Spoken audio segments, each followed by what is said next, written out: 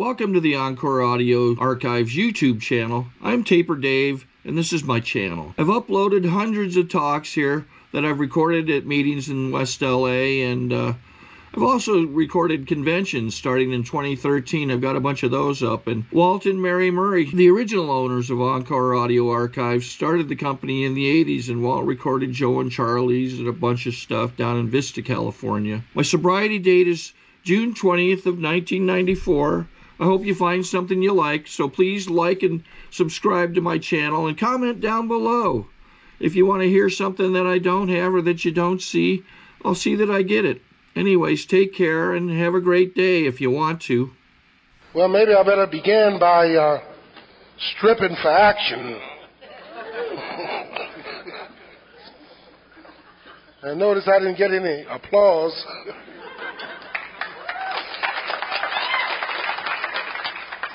I was only kidding.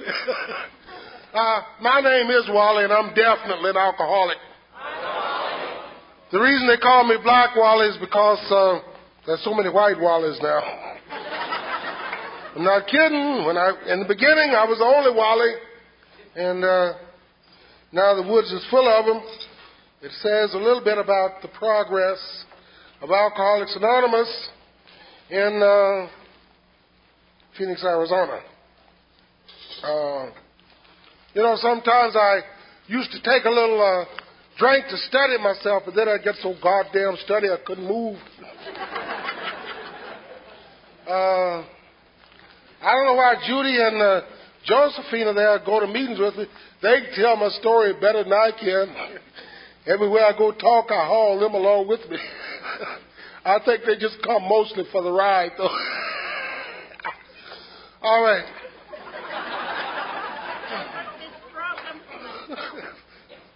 Okay.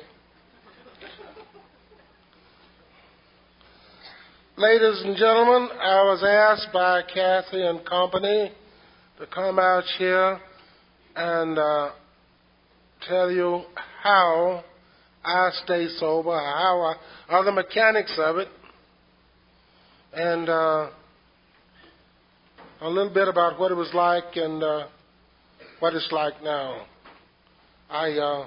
Thank you. I feel very inadequate, to say the least. I'm no longer frightened by a crowd, but I damn sure feel like there's about a dozen other people in the room that can give this message a little better than I can. But let me begin by saying, in the beginning I had a fear problem. And I guess that fear, was like the man in the big book. I don't know if you read The Man Who Mastered Fear or not. But if you ever read the portion of the book of The Man Who Mastered Fear, then you'll know exactly how I felt at one time. As a matter of fact, when I was a boy, I was scared of girls, honest to God. Frightened to death of females. But then after I had a few drinks, the girls were scared of me then. You see, if I drank a little alcohol, it dissolved my fear, and I was okay. At least I thought I was anyway. And a little alcohol go a long ways, because I believe in my case, my mind was warped by the first drink, or the first few drinks, or the first few drunks. Because, you see, I've never been able to get alcohol completely and totally off of my mind for always ever since. Oh, I don't want to drink it. I don't have any crave to drink it, if that's what we're talking about. I don't have the gut twisting, I got to have a drink, the same thing similar to the heroin addict and so on and so on. As somebody who hasn't had a cigarette for 2 or 3 days, and you want one, I think they call that a compulsion, physical compulsion. I haven't had that for years, on a daily basis, of course. But I have never been able to rid myself totally and entirely of stinking thinking. I am sorry. But I've got an old rotten body that can't handle alcohol, but unfortunately, I got an old dingbat mind that keeps telling me I can. I identified with the man who said he was walking down the streets feeling real good, peaceful, great. And suddenly his mind would attack him. He seen the bar, and the message he got was, go on over there and get you a drink. You ain't no alcoholic. And the next thought come to him, says, hey, you're thinking shitty. He says, you should call your sponsor. And then the next thought come to him, says, hell no, don't call that bastard. He'll just tell you not to take it. So he gave himself permission to go get splattered. I had to do that one time. I know exactly what that man went through. You see, this is what I'm dealing with right here. Now, there's about, I'd say, at least 150 heads in this room, and ain't but one ever gave me trouble, and that's this one right here. Right up here. You see, I've got a brain that is programmed for destruction that's telling me what to do. How do you deal with it? You go to AA meetings, that's how you do it. And you believe in speaking for Black Wally, of course, nobody else. And you believe in a power greater than that of yourself that you, Wally, call God.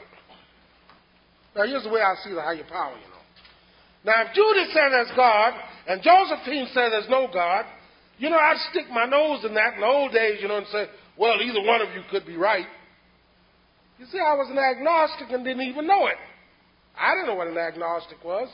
A fence straddler. Somebody who won't take a stand one way or the other. Now, today, my higher power have boiled down to this. I don't give a hoot whether it's God or not. I don't care. I won't argue that point. It doesn't matter if Josephine says there is or Judy says there ain't. I won't even indulge in a conversation like that anymore.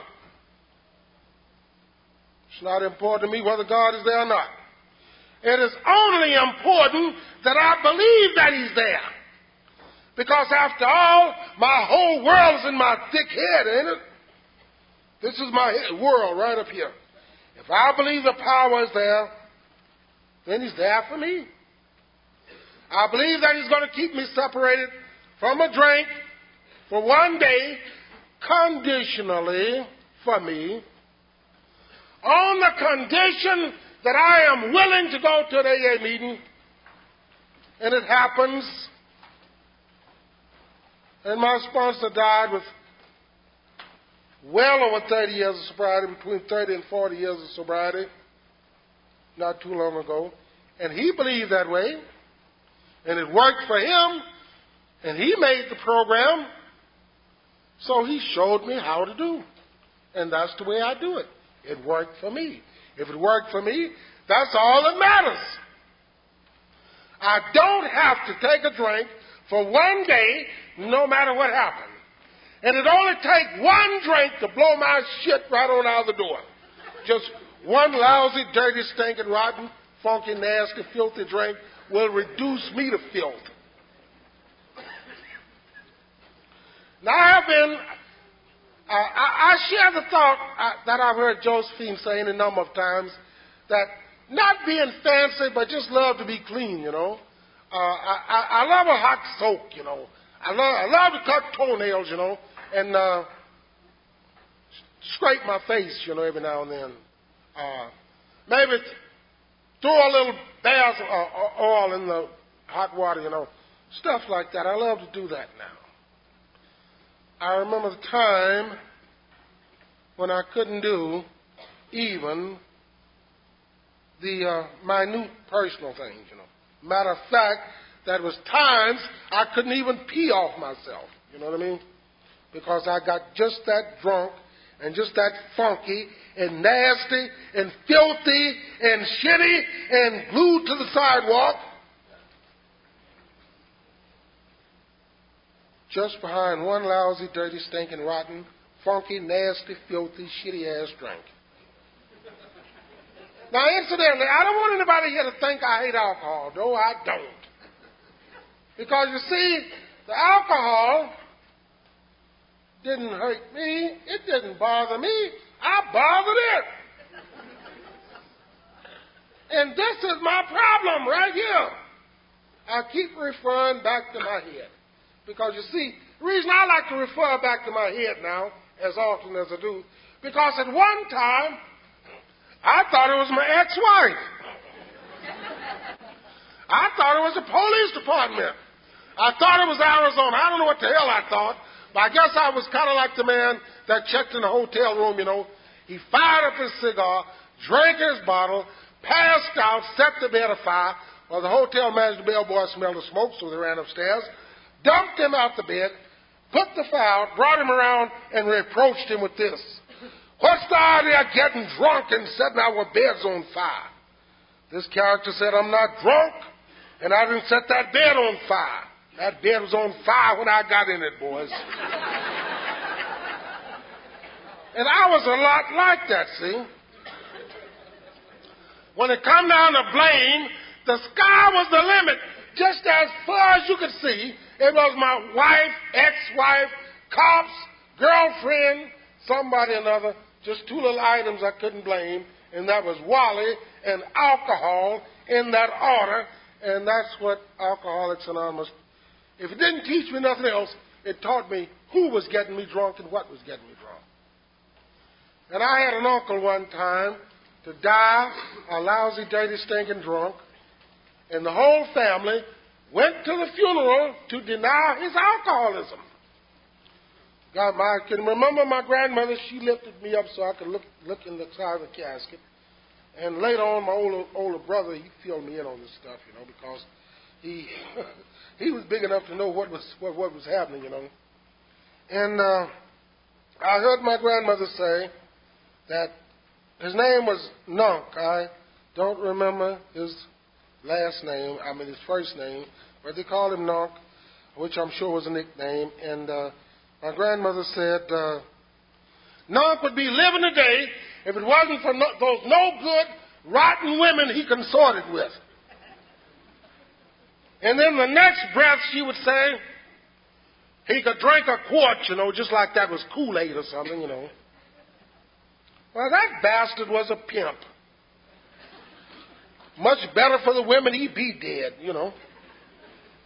But she was blaming the women because Nunk died a lousy, dirty, stinking, rotten drunk. And I was walking in the same footsteps, in the same fatal footsteps, all the fatal footsteps any other drunk that ever died, not knowing what was wrong with me and not knowing who was doing it to me. Now, there's an old saying. If you don't take care of you, who in the hell is going to take care of you? There ain't no babies in this room. We're all old, tough adults. And you know what? Taking care of yourself, you know, you can do it with your little finger, no problem. Provided you leave the lousy, dirty, stinking, rotten drink out. And I'll give you an example. I said, well, give him some money. You give him some money, you kill him. Well, one night I slept in the weeds with $300 in my pocket, believe it or not. I could have rented a room one night in town anywhere. And there I was laying out in the cold, wet weeds, a lousy, dirty, stinking, rotten drunk. You know? The way alcohol would do me. Now, that was just one night. Because usually when I went out, either the bartenders got it, or the boys rolled me for it, or mugged me for it, or something on that order. Or some woman would fall in love with me long enough to steal it, you know. But actually slept in the weeds one night anyway, with as much as $300 in my pocket. And I was shocked the next morning. See, the boys didn't see me lay down out there, you know. And I was shocked the next morning that I had my little money and I went to a restaurant and ordered me the kind of breakfast that I thought my kind of stomach could take. And, of course, the front door was closer than the bathroom, so that's where I dumped my breakfast, on the front steps of the restaurant. That's the way alcohol does me when I drink it. Blackouts, I've had them. God. One night I come home and told my wife about my girlfriend. And I thought her male cousin, my drinking partner, I thought he'd ratted on me. I really did. Because she was telling me all about it the next morning, you know. She could have got a claw hammer and beat my damn brain out because all I did was lay down and went to sleep. But the next morning, she was telling me about it with tears in her eyes, you know, about the other woman and where she lived at and what her name was and what she was going to do to her when she seen her and all that crap. And I wondered, how the hell did she know? So I thought Lawrence had ratted on me, so I invited him out for a fight. And he was built like a pro football player. I don't know what I thought I was going to do, make him hate me, I guess. But anyway, he follows me outside like a grizzly bear, you know. Get out and back. He says, boy, what in the hell is wrong with you? I said, Lawrence, you know what's wrong with me. You told Lola me about Ophelia. He said, you're a lying sack of shit. I didn't tell her a goddamn thing. You told her yourself. I even begged you to shut up, and you kept on talking. I wonder if anybody in the room can identify with that situation.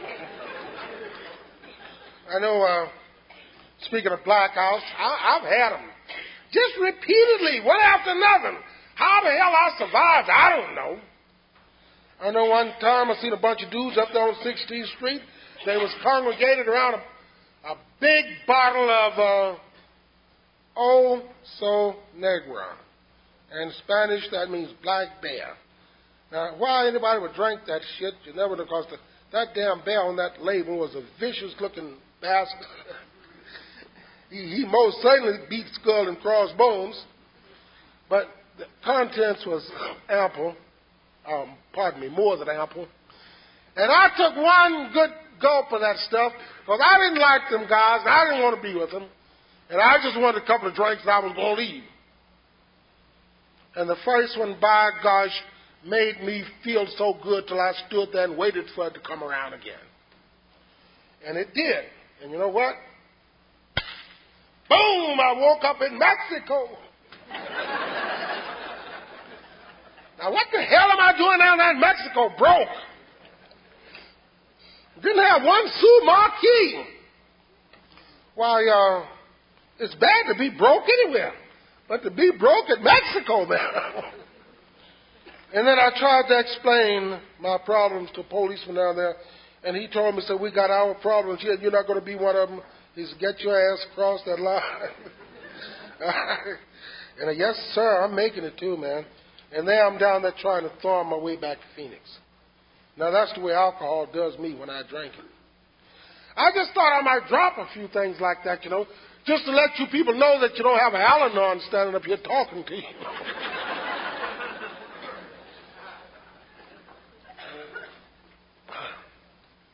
You know the greatest revelation I ever heard in my life? One day at a time. And I only heard that after coming to AA. I'd never heard that before. If I did, I probably wouldn't have paid it any attention.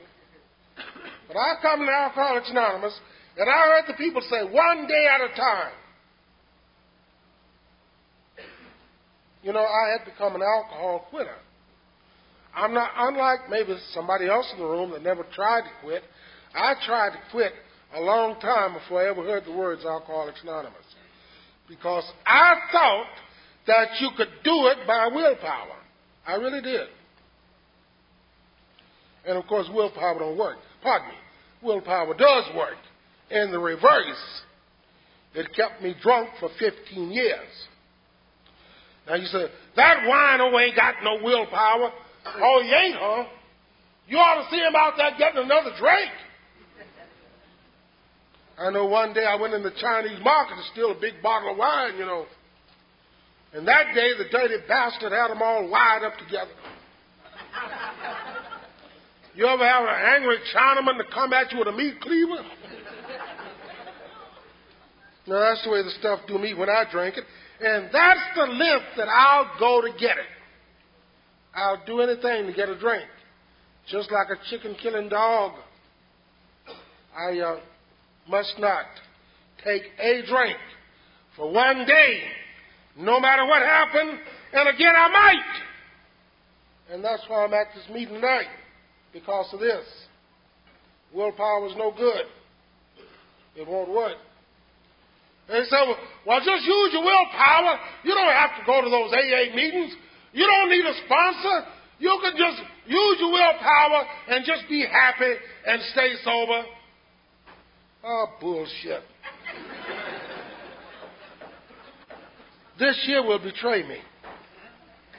This will tell me a damn lie, and I will calm down a lousy, stinking, rotten, crawling, dirty, filthy, stupid, shitty-ass, rotten, funky-ass drunk all over again, asking myself what happened. I'll be laying somewhere dead drunk, or maybe just plain dead. And I have a keen desire to live now. But you know what? Honestly, ladies and gentlemen, I'd rather be dead than to be a lousy, dirty, stinking, rotten drunk again. Now, I want to qualify this statement because, you see, I probably want to live worse than anybody in this room. And I feel like I've got a lot to live for. I just don't want to live it drunk, that's all. And again, I might. I don't know. I have seen people get drunk on this program with little or no explanation as to why they did it. I think the biggest explanation, the most fast explanation I ever heard of a drunk explained off, I quit going to meetings. I thought I was well. Well, I'm sorry, but if you're alcoholic, you're not. I am as a pickle. I cannot go back to being a cucumber again. Once a pickle, always a pickle. I'll never be able to drink again. But thank God I learned how to do it one day at a time. Life by the inch is a cinch, but life by the yard is hard. And then later on I heard another old boy say, regulate your whole life around just one day. And I asked him why. He says, because you can't even starve in a day. And that's true. You can't starve in one day. I don't care what the economy is like. I don't care how tough things are. I don't care what the unemployment situation is. You can't even starve in one day. You can make it in a day. And that's what I'm here for, to make it in a day. Not to take the first drink for one day, no matter what happened, no matter who said what. Oh, yeah, and that's another thing, too. Buying into people's crap. I have to let people run their mouths and I run my program. I was just talking to Michael over there a little bit before we started here, about listening to garbage. You see, I don't have to listen to anything I don't want to hear. If I don't want to hear it, I can turn myself off. Just thank God that I come to the AA meetings and I resented the AAs enough to listen to them. And I got the message. You damn sure got to listen to get any kind of message, whether it's good, bad, or indifferent. And if people say something negative or something I feel like I shouldn't handle, I just don't hear it. I just let it go in one ear and right on out the other. Now, I can do that. There was a time I couldn't. But now I can. And it's a plus. Because, you see, I don't have to deal in negativeness. I don't have to sit around and take somebody else's inventory. I don't have to try to figure out what's wrong with other people, gang up on somebody or whatever. I don't have to do that kind of crap no more. I don't even have to pick on the slippers, Because after all, That'll mess me up. I mustn't get involved in something so controversial till I find myself all screwed up, whether I get drunk or whether I don't. I still need to be as happy as I can and live as long as I can. And how do they say? Die when I can't help it. I do feel as though I'm a better man at age 50, almost 59. I'll be 59 next month than I was at the age of 29. Because when I was 29 years old, I was dying on my feet and I didn't even know it. You know, they say the old man was sitting on the bus and he had rheumatism and arthritis and heart trouble and bursitis and everything else besides old age. And I was the young, comely woman standing up there holding the straps. Nobody would give her a seat, so old Uncle John felt sorry for her. Uncle John says, honey, it's a shame that some of these men won't give you their seat. He says, I tell you what you can do. He says, why don't you sit in my lap? You don't have to worry about me. I'm just old Uncle John. I won't give you no trouble. And because he says, don't dare get up and give you my seat. I might drop dead. So she took him up on it. She sat in his lap. And the bus hit a few rough places, you know. She bounced up and down in his lap a time or two. He says, honey, you better get up. I ain't as old as I thought I was.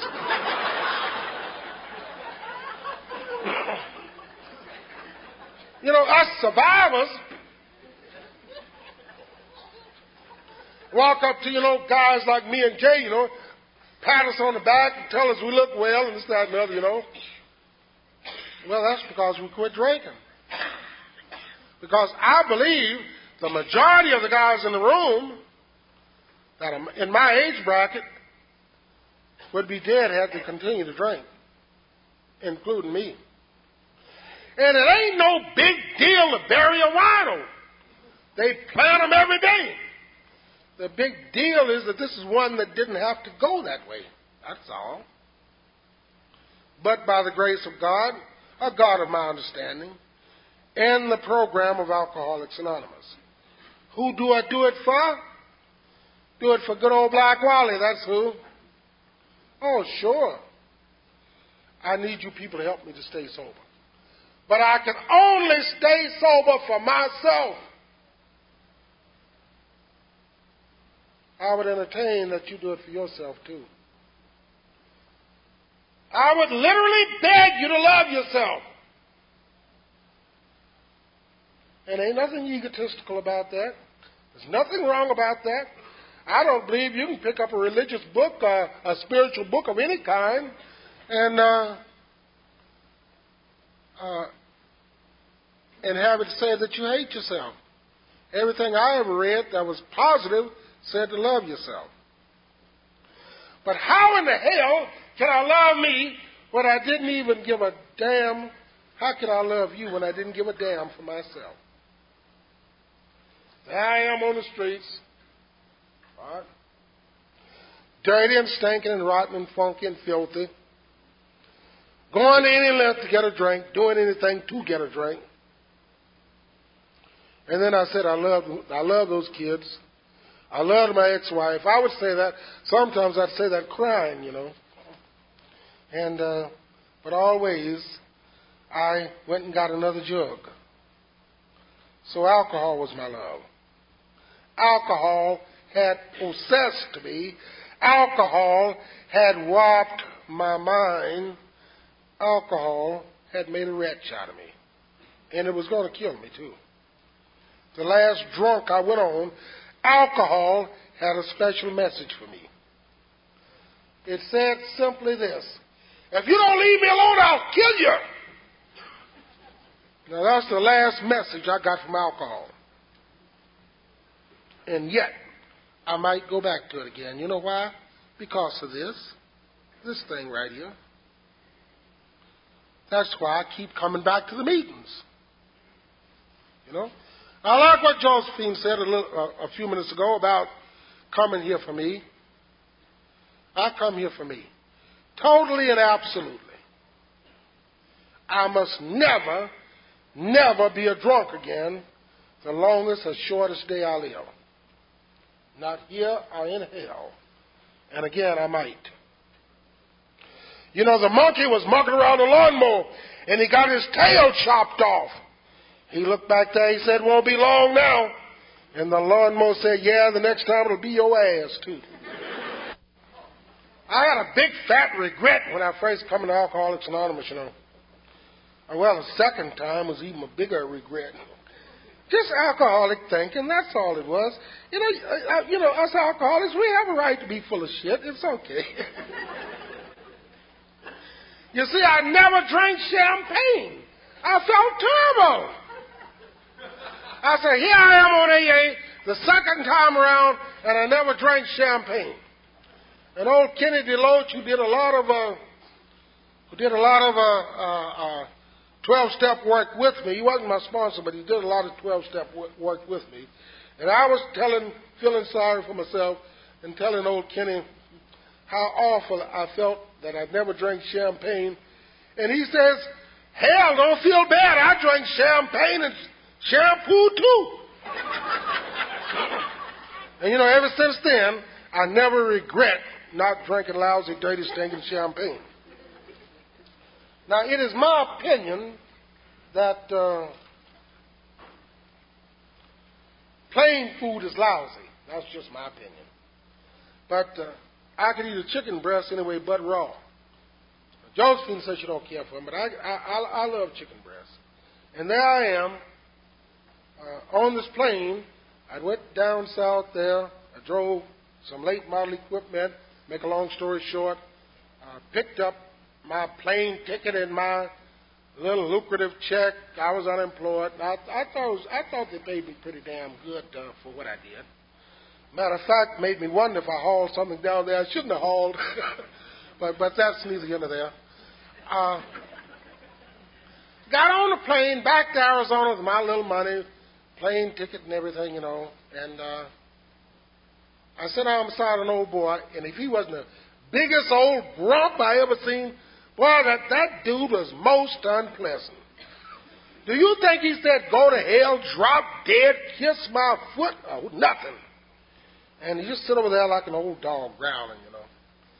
And here come we had the lunches in front of us, you know, the chicken breast. Well, I went on and ate my chicken breast, you know. And here come the mini-skirted, attractive stewardess with the tray of sparkling glasses, you know. She says, champagne, anybody? Well, you know how you get rid of them, you know. You say, I ain't got no money, girl, I can't pay you. She said, this is on the courtesy of the airline. So there I am sitting there holding a big funky glass of champagne. And my partner next to him, you know, he's holding his glass too, you know. Well, I'm looking at his chicken breast and he's looking at my champagne. And he says, finally I said, the first words passed between us. I said, do you want that chicken breast? He says, hell no, I hate the damn thing. I said, I'll swap you this glass of champagne for it. And you know, I was his best buddy the rest of that trip. That old boy sure got sweet in a hurry. He had 2 glasses of that shit. And there went my chance to drink champagne, and I blew it. Thank God. I didn't have to fall off the plane face first. Because I don't think it'd take that much alcohol for me anyway. You know, a little bit of that stuff go a long ways, you know. You know, when I have these periods of thinking, you know, I sit around and think about drinking glops and glops and glops and get drunk. It ain't going to do that. It ain't going to take but a few drinks to make a it out of me. I probably won't even have the good fortune of dying. They say alcohol kills, and sometimes the body's the last thing to die. Your soul go and your mind go, and there's your body just existing. It's just, well, nowadays that might be a good idea because somebody might be able to use your heart. I think they're doing that sort of thing nowadays. But I never worry about being dirty on the outside because the outside is too easy to clean up. I am concerned about dirty on the inside. Dirty on the inside is not too easy to clean up. But the insides will take care of themselves if you just leave them alone. Just don't monkey with them. In time, they'll clean themselves up. You see, I was dirty on the outside and I was dirty on the inside. And when I took a shower, a bath, 10, 15 minutes, clean on the outside, still dirty on the inside. And that dirt on the inside was going to kill me. You know, they said the old wino was stumbling down the streets and he fell out and started gagging for breath. Well, the paramedic ran up there, snatched his britches down, and started blowing up his behind. A little old lady was watching that, you know. She says, "Young man, what in the world are you doing to that man, sir?" He says, "Madam, I'm giving him resuscitation." She says, "Well, I don't know nothing about that, but you don't do it that way. You're supposed to blow in his mouth." He says, "Woman, have you smelled this wino's breath?" You know, I was hauled into the... God had a fracas, you know. And I was hauled into the emergency room. And I stunk inside and out. And, you know, I was ashamed that those nice, clean medical people with their white clothes on and everything had to work on a carcass like mine. I should never drink because I suffer so bad when I drink. And I hurt other people when I drink. I used to say I don't hurt nobody when I drink. But that was a damn lie. At any given time that I ram my ugly head back and swallow a hooch, somebody's going to get hurt besides me. God forbid that I do it. I don't want to be a drunk again. And that's why I'm here tonight. I must forever keep coming back to AA, whether I've got to keep coming back to AA, whether I speak at a meeting or whether I don't. Sorry to interrupt your viewing. Taper Dave here. Just wanted to take a second to ask you to like and subscribe to my channel. Let me know if you like what you're listening. I've got some very good talks here, and this one's a great one. Just curious, do you think this is better than Zoom? Tell me what you think.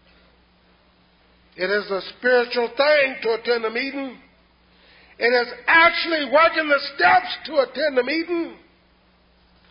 When I admitted that I was powerless over alcohol, that my life is damn well unmanageable, I had that thought when I walked in the door here. I feel like I worked that step just by walking in the bingo hall here tonight. And then there's another one. 3, turn my will and my life over to the care of God as I understand Him. You know, I have people come to me sometime, and I try to do a little sponsor work, and I try to help somebody else simply because it helps me. And they come in and they say, "Oh, I got so many problems. Things are coming down on us. It's coming to an end. We're going down the drain."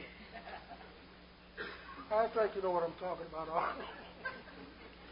And I ask them, I say, "Have you worked the 3rd step?" I don't know, what is it?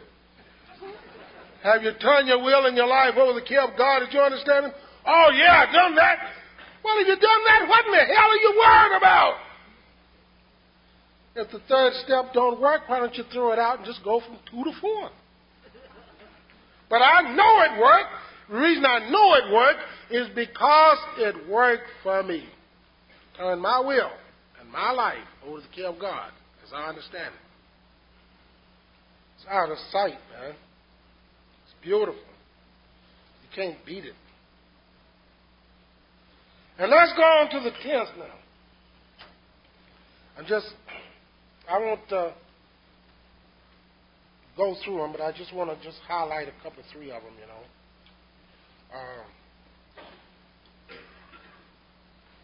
The 10th step is And I apologized to somebody else. Well, anyway, the AA member was, alcoholic brain damage can never be repaired. So tonight your speaker's a blubbering idiot. But anyway, let me say this. The AA member was going through this poor neighborhood, and he ran over a cat. And he felt terrible. He looked around, he seen an old lady with a bunch of cats around the house. He said, you know, I bet you I ran over one of that old lady's cats. I bet. And he thought about the 10th step. He said, I better take it over there to her and apologize and offer to pay her for it. So he goes over, he says, Madam, I'm sorry. I ran over one of your cats. How much do I owe you? So she looked at it. She said, well, I can't tell. It's all smashed. She says, what did it look like before you hit it? And he goes, that's what it looked like before you hit it.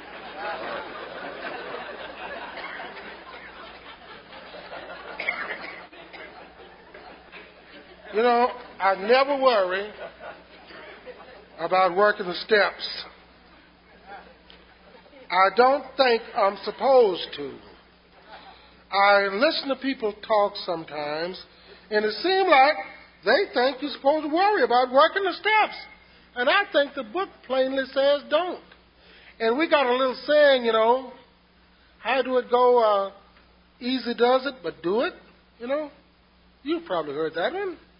I didn't say don't work them. I said don't sweat it. Don't worry about it. Don't get drunk over it. I've even heard of people getting drunk over the steps. And then I hear people say they work the damn things like laying blocks, you know. And then I read the book, I hear the book read, and I think Kathy read it tonight, didn't you? Kathy read the book, didn't you? No, you didn't. Yeah. I don't know if you heard or not, but didn't you hear us say that no one among us has been able to maintain anything like perfect adherence to these principles? If the people that put them together could not adhere to them perfectly, who in the hell are we to think that we can? At least who in the hell am I to think that I can? I took the first step, and I've been trying to work the rest of them to the best of my ability. Would you believe? I won't worry about it. Matter of fact, the AA program admonishes me not to worry about nothing. I wish none of you people go out and get drunk. You know what? I hear people talk out of the lock, and I think Ella can relate to this. I think Josephine has heard this too, you know. Somebody will get up and say, so many of you are going to die drunk this year. And they got a bad habit of going out to the lock saying some shit like that. You know? Now, the way I got it figured, see, I believe in a power greater than that of myself. Why should anybody have to die drunk? Why should anybody in this room have to go get drunk again? You don't have to if you don't want to. And if everybody in here don't want to, they ain't going to.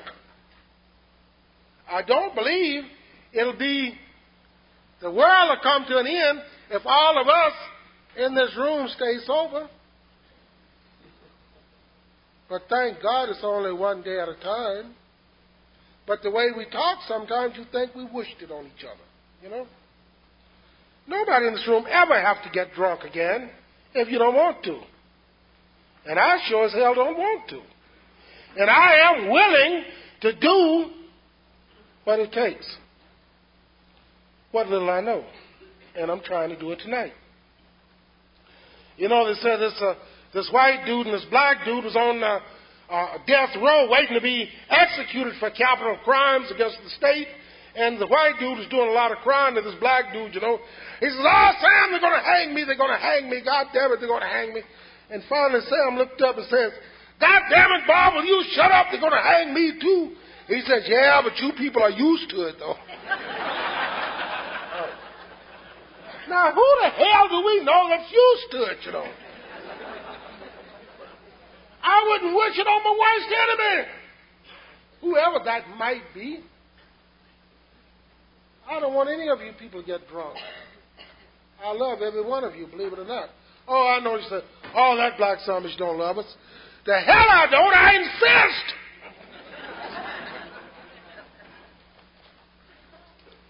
All right. Everybody out here, I have no guarantee if everybody out here walk out of this room and go on a drunk, I don't have any guarantee that I won't either.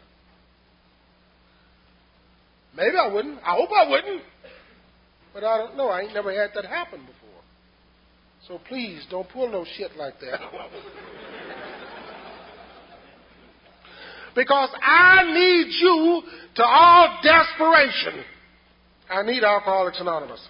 Alcoholics Anonymous may not need me, but I sure as hell need it. So that I might stay sober, that I might stay alive. One day at a time, but by the grace of God. And I do it for myself. I never do it for anybody else. Time is drawing a little nigh. I want to tell you more about the truck because before I got up here tonight, somebody reminded me that I should tell it. You know, there's an old saying that the reason the Jews became good business people, nobody would give them a job. I don't know if that's true or not. But I know that I had every job I could hold. Either I'd had it or they heard of me, one or the other. So I got me a job hauling trash. I had an old truck. Me and my buddies, we got the truck together, and I would go out in the alleys and I'd haul the trash, you know. And I'd go to the housewife. I got to be kind of expert at it, too, you know. Because any time I didn't drink, I always had a brain that worked. I'd knock on the housewife's door, you know. And I said, Madam, the trash is up against your redwood fence. The kids might throw a match in it, and there go your fence. Oh, my God, I hadn't thought of that. You're right. How much you charge me to move that stuff, you know. And, you know, by little salesmanship like that, I could work all day long. Matter of fact, sometimes I could make $100 a day, which was pretty good in those days. And honest thing about it, I was a drunk. A lousy, dirty, stinking, rotten, funky, nasty, filthy, shitty-ass drunk. Although I didn't think so at that time. I got my allotment of sherry wine at the local liquor store and country club ale. Now, how come I was crazy about that, I'll never know, but that bottomed out as my drink. And ain't a damn thing wrong with it, except it will drive you utterly berserk. Other than that, there's no problem with it at all. Okay, so I'm going through the alley, you know. And the lady said, I'll pay you to empty the burning can. Well, I'm trying to get down 24th Street, you know, so I can do some real constructive drinking, you know. I got my little money made, I thought. So anyway, she says, empty the burning can. So I said, well, I might as well make this a little bit. Now, you know, a burning can is a 55-gallon drum. You put a little water in it, you know, and you poke around in it, you know, to make sure there's no fire in it, you know. That's what you burn in, you know. They burn trash in that, you know. But if you wally and you're half snockered on sherry wine and country club ale, you're going to dump a hot can of coals right on top of a dry load of leaves. Now, it gets pretty hot here in July and August, you know, but nothing like that. I'm sitting up in this truck, shedding drops of sweat big as horse turds. The lady pulled up beside me. She said, Mister, your truck's on fire. And sure enough, the whole bed was blazing. So I took off for our filling station. And the guy see me coming, he says, go back, God damn it, don't come here. But he had no other alternative but to help me put that fire out, I run the risk of blowing his business up. And again, you know, here's the old adage, you know, I don't hurt nobody when I drink, you know what I mean? Anytime I drink, I'm subject to hurt anybody. Probably somebody very small and very innocent that shouldn't be hurt at all. And I can't afford to do that again. They say, well, they'll put you in jail. They'll put you in prison. They'll put you there. And I've been in the cages, too. And I know a bunch of us in the room been in the cages, you know, but I've been in the cages, too. But the worst cage I ever lived in was behind my eyeballs. I heard somebody say one time that an alcoholic is a drunk with a conscience. If that be so, I must be one then, because I can never drink. I believe right now that one drink will blow what's left of my mind. Like I said, that's no big deal, because we got them like that. And I can be one of them anytime I get ready, and I don't choose to go that way. That is the purpose that I am here tonight doing my thing,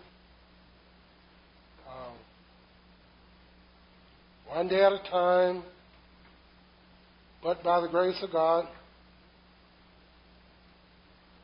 loving you people, thanking you for what you've done for me, and above all, I thank my higher power, because AA saved my life. But I feel that God gave me Alcoholics Anonymous. Again, a God of my understanding now. Right here. He's right here. I don't know whether he's out there or not, and it's not important, but he sure as hell is right here. Just where you need to be, right here. He must never be forced out of this thick skull. As long as he's here, or at least I believe he is, I'll stay sober. When my higher power leaves this, I might as well go hang myself.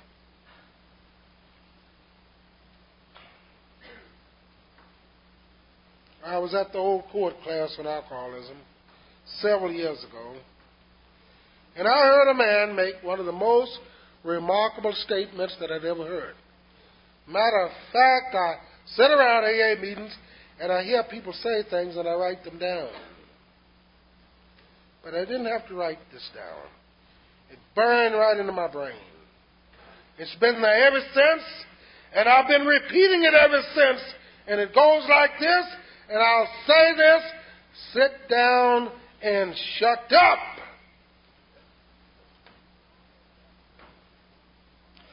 I would rather go through my life stone sober, believing that I am an alcoholic, than to go through life drunk, even just a little drunk, trying to convince myself I'm not.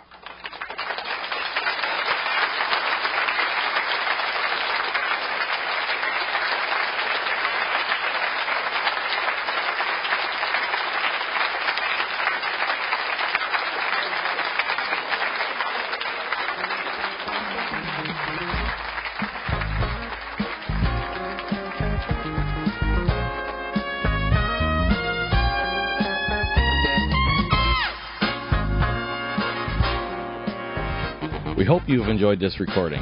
To obtain additional copies, receive a free catalog of AA and Al-Anon talks, or to find out about our tape and CD of the Month Club, call Encore Audio Archives at 1-800-878-1308, or visit our website at www.12steptapes.com.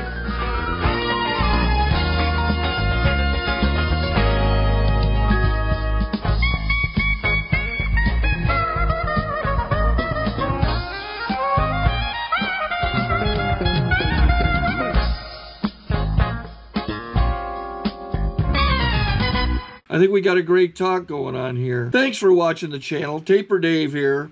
Just curious, do you think this is better than Zoom? Okay, this is how I prepare my drone for launching. I like to do it inside the cab of my truck so I'm not standing outside in the weather. To install the joysticks for control, up and down, right and left, powered on. I have an Android phone that I use to connect it to the drone with. And it's actually controlled through the iPhone, through an app. Oops, wrong way. It's actually controlled through the iPhone, or through this Android phone, through the app. It's actually controlled through the Android phone through an app, and you connect it through this short connection right here.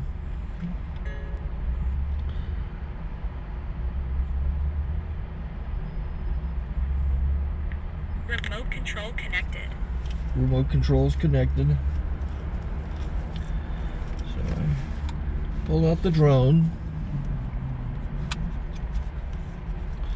I have to extend the legs. Long legs extended first, then the short legs. Remove the gimbal protector. Set that aside, then power it on one short burst, then one long burst. I lay it down. So I have to go to calibrate. So the drone's not connected yet. It shows you here as this drone gets disconnected, even though the remote's powered on. So the drone has to establish it's connected. So I go into the app to calibration mode. First I'll calibrate the remote controller. Start calibration. Out, in, out, in, up, down, and then this little wheel is to control the gimbal. So it's calibrated. Go to gimbal calibration, start calibration, and then it calibrates the gimbal. I don't know if that shows up. The gimbal's moving all over the place. Changes, you can see it on the video. And I'm calibrated to take off. It's acquired 7 satellites at the moment. There are 26 satellites up in the sky, which it has to acquire before you can take off. So it's connected. It's got enough satellites. This is white. I can go to press this little arrow button, swipe right to take off, and it would start the motors if I slid this to the right, but I'll wait till I get outside. Don't want to do it inside.